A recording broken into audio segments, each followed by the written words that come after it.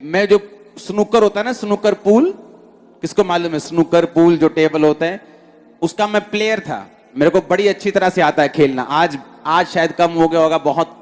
अब कभी कभाई 10-15 साल में एक बार टच करता हूं उसको, मैं जब कहीं जाता हूं, कहीं हो तो।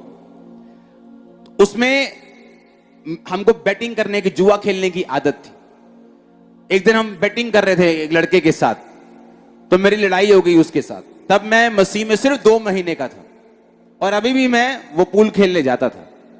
जब लड़ाई हुई उसके साथ, तो पता नहीं क्यों लड़ाई हो गई और मेरा मन ऐसा किया कि यार, और जैसे ही मैं बाहर आया मेरे को फोन आया, अच्छा तू चर्च आ तो शाम को सेवा किया कर। मेरा मन ऐसा टूटा उस पूल से कि मैं शाम को चर्च जाना शुरू हो गया और वहां से मेरी डेस्टिनी शुरू हुई। और कैसे प्रभु ने खींचा? निराश करके।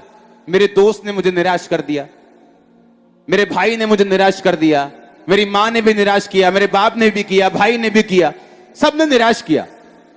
और मेरे पास एक ही ऑप्शन रह गया, यीशु मसीह। अब मेरे पास एक ही दोस्त था, परमेश्वर। सुबह के 5 बजे तक, शाम के 5 बजे तक काम करो, उसके बाद चर्च में जाओ। वो सारे कारण आत्मिक थे, क्योंकि मैं उस समय देख रहा था परमेश्वर आज का संडे देख रहा था जो होने वाला है। मॉडल टाउन में जिस कोठी में हम रहते थे, आज उसकी वैल्यू 200 करोड़ होगी। और जब हम उस कोठी से निकले थे, 1 रुपया भी हमने नहीं लिया। सब कुछ हमारे नाम पर था, लेकिन कोठी हमारी नहीं थी। सब कुछ हमारे नाम पे था, बिजली, ये फलाना ढिमकाना, सालों से वहां रहते थे। 1 रुपया भी नहीं लिया। अगर फर्नीचर भी गलती से आ गया तो वापस भेजा था उनका। तब नहीं, जब हमारे पास करोड़ों रुपया था, तब की बात नहीं कर रहा हूं मैं। तब की बात कर रहा हूं जब हमारा अपना 5 मरले का भी घर नहीं था और हमने करोड़ों की प्रॉपर्टी छोड़ दी थी। उसको छोड़ने के बाद बूटा मंडी में हम किराए पे रहे हैं। वहीं हमारा गोडाउन था, मेन रोड के ऊपर। वहां छोड़ना पड़ा क्योंकि काम बढ़ रहा था, बिजनेस बढ़ रहा था। खामरे में आए, यहां पे किराए पे गोडाउन ढूंढा, जिसके ऊपर अभी भी मेरे माता पिता जहां किराए पे रहे कितने साल। अब अगर उस कोठी में हम खड़े रहते कि नहीं, शायद जाते वक्त 10 करोड़ ले जाएंगे, तो आज हम यहां ना होते, जहां हम हर हफ्ते 1 करोड़ खर्चा करते हैं चर्च के ऊपर।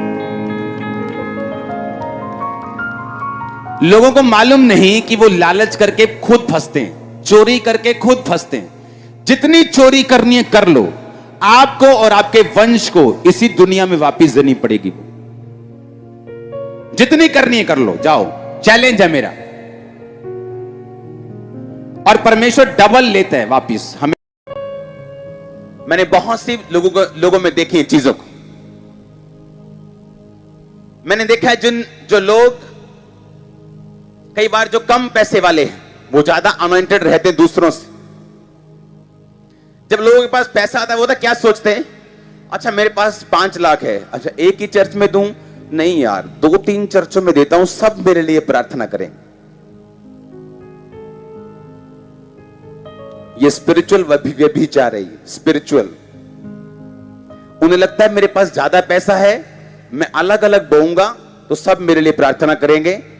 और एक व्यक्ति जो ये जानता हो कि ये औरत जगह जगह घूमती है, वो उसकी इज्जत नहीं करता, उसको पत्नी होने के लिए नहीं चाहता, हां वैसे संबंध चाहता है। कितने मेरी बात समझ रहे हैं? उससे फायदा लेने के लिए, पर उसको उसकी जरूरतों को पूरा करने के लिए नहीं। स्पिरिचुअल व्यभिचारी सेम है ऐसे। वो घूमते रहेंगे और फिरते रहेंगे, और एक भी ऐसा नहीं होगा जो बोझ लेकर उनके लिए प्रेयर करता होगा।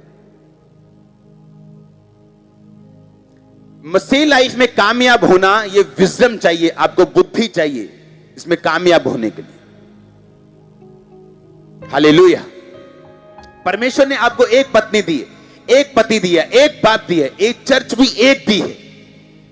होता क्या है, जब आप फॉलो करना शुरू करते हैं और सेम विजन में आप भागी बन जाते हैं, आप कोई दो मन नहीं रहते, मुझे ये भी करना है। आपको मालूम है चर्च ये कर रहा है, मुझे ये करना है, ब्रांचेस ओपन हो रही, मुझे ये करना है, इवेंजलिज्म चल रहा है, मुझे ये करना है।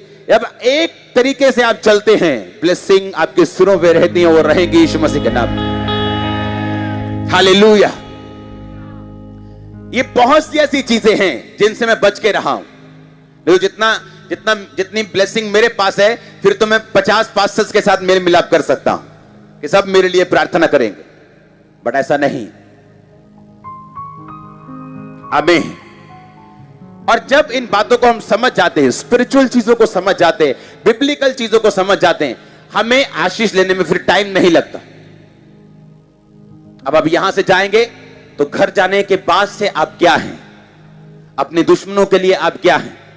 वो पड़ोसी जिसने आपको गालियां दी, उसको आप जाके गालियां देते हो, उसको पकड़ते हो या उसको माफ करते हो। पाप के टाइम पर जब वो आप पे अटैक करे, आप उसे त्याग देते हो, उसे छोड़ देते हो, ना करने का फैसला करते हो, या आगे बढ़ जाते हो, पाप करते हो। यहां से जाने के बाद आप क्या हैं, ये आपने देखना है। आमीन। सुपरनैचुरल विजडम है, सुपरनैचुरल नॉलेज है, यीशु मसीह के पास थी कि जा अपने पति को बुला लेके आ। उसने कहा नहीं मेरा कोई पति नहीं। यीशु मसीह ने कहा तेरे कितने पति रह चुके हैं? 5, और जिसके पास तू अब रहती है वो भी तेरा पति नहीं। सही कहा तूने। उसने कहा मुझे लगता है तू भविष्य देखता है। यीशु मसीह ने कहा जिसको तू ढूंढ रही है मसीह को, मैं वही हूं। कहा कौन सा वरदान था ये? ज्ञान का वरदान। ज्ञान यानी सुपरनैचुरल नॉलेज, आने वाले टाइम के विषय में या किसी व्यक्ति के पास के विषय में, उसे ज्ञान का वरदान बोलते हैं। चंगा करने का वरदान, सामर्थ्य काम करने का वरदान, गैर भाषा बोलने का वरदान, आत्माओं की परख का वरदान, गैर भाषा का अर्थ बताने का वरदान। कई तरह के वरदान हैं जो बाइबल में लिखे हुए हैं, और ये आपको क्या करते हैं? स्थिर करते हैं।